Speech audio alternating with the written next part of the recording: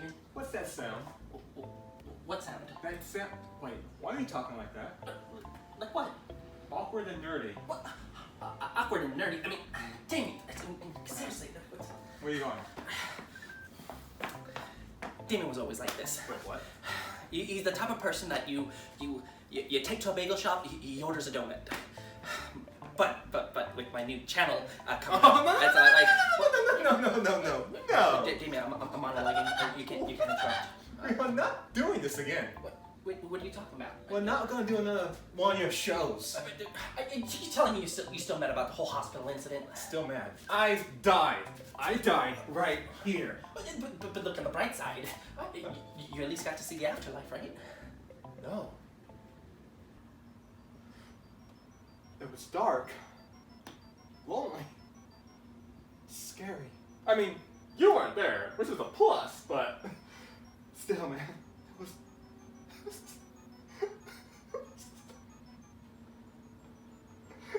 So in the end, it was okay then, huh?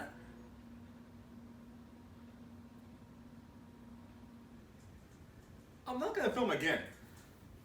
But don't you see, Damien? It's too late. Don't you notice we've been filming this entire thing? And in fact, it goes a little bit further. It's already up on YouTube, Damien. Don't you see all the viewers? There's not that many. Regardless! Don't you see, Damien? This is happening. I told you, it's gonna be you and me all the way. There's nothing that's gonna stop. There's nothing. We stop when I say we stop, Damien. Not when you say we stop. This is gonna be going on forever, Damien. You hear me? It's gonna be going on for... Oh, you've already kicked me out.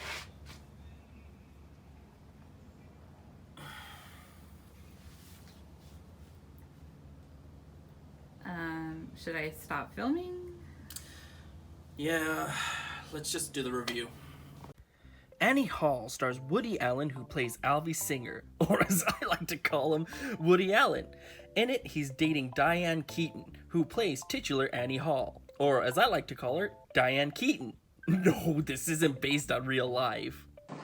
Yeah, I had the feeling that I got you at a bad moment. You know, I heard high-pitched squealing.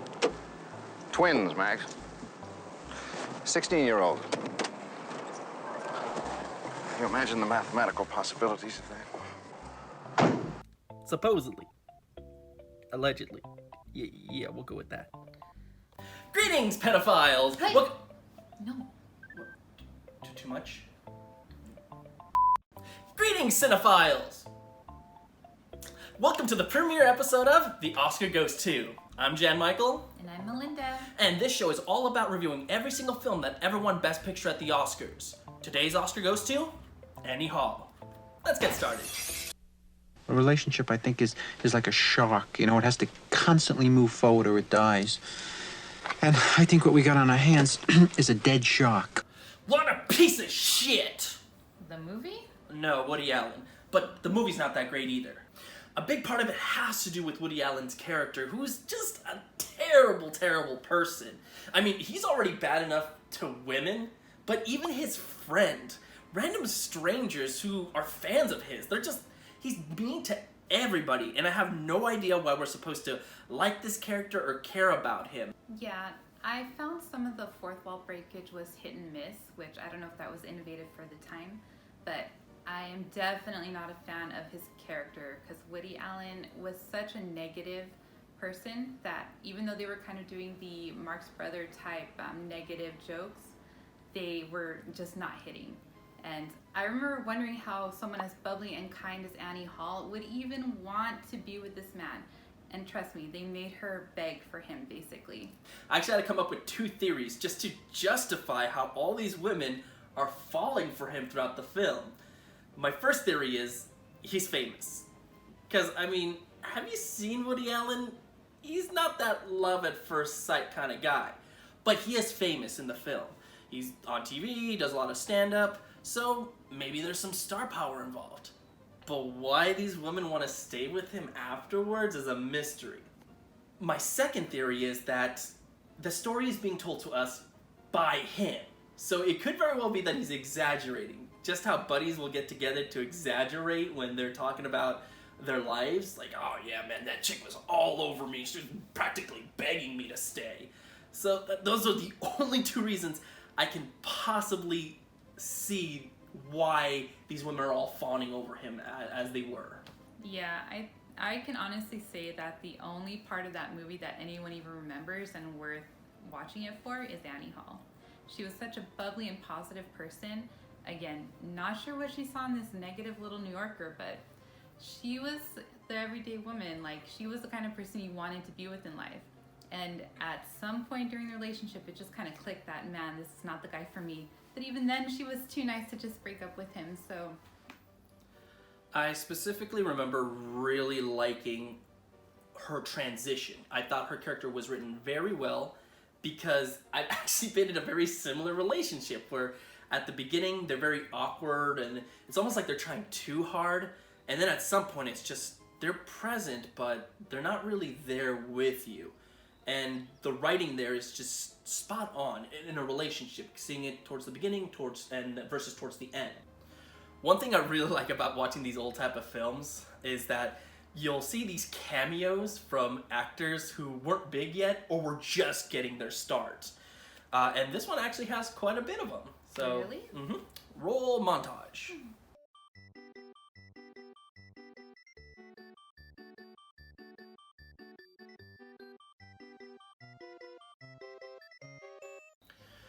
This film falls under two different Oscar categories for me.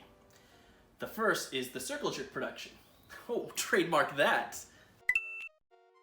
So the circle jerk production is pretty much where the movie is centered around movies, or Hollywood in general. And in this one, yeah, it doesn't completely focus on it, but he goes to the movies, he talks about film, he goes to Hollywood at one point, he's on TV, he does presentations, so there's definitely Hollywood there. There's a lifestyle there that a lot of the voters tend to gravitate towards. The second thing that it falls under is the film that no one would remember existed if it didn't win the Oscar.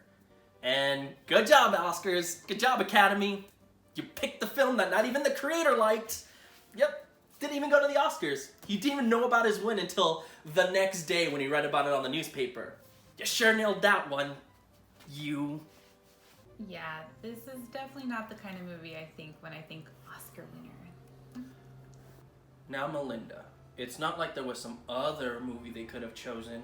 It's not like there was some sort of gigantic mega blockbuster that had come out that was nominated alongside it, that went on to be remembered by millions of people, and that the shadow looms of it over us to this very day, and will probably continue looming over us until the end of time. It's not like there's anything like that. Oh wait, fucking Star Wars!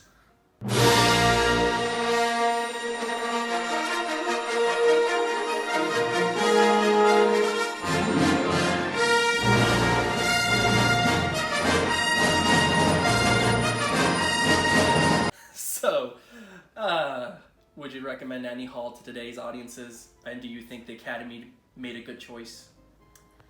You know what? For any of the good stuff that's in the movie, the bad definitely outweighs. So for me, I wouldn't recommend it, and I don't think it should have won.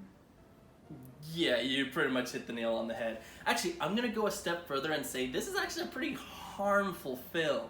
Just the way he talks to women and the way he demeans them, and not just women, but like his friends as well. You know, a woman like has attitude, and what does he have to say? You're probably on your period. Yeah, it's a great way to talk to people. So yeah, I would say this movie is not only not good, I'd say it's actually kind of harmful in today's society as well. No, that was the most fun I've ever had without laughing. Annie Hall.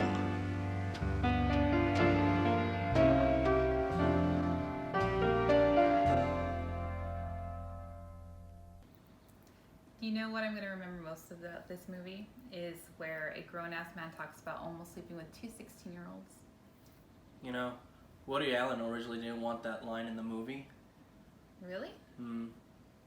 He originally wanted them to be much younger.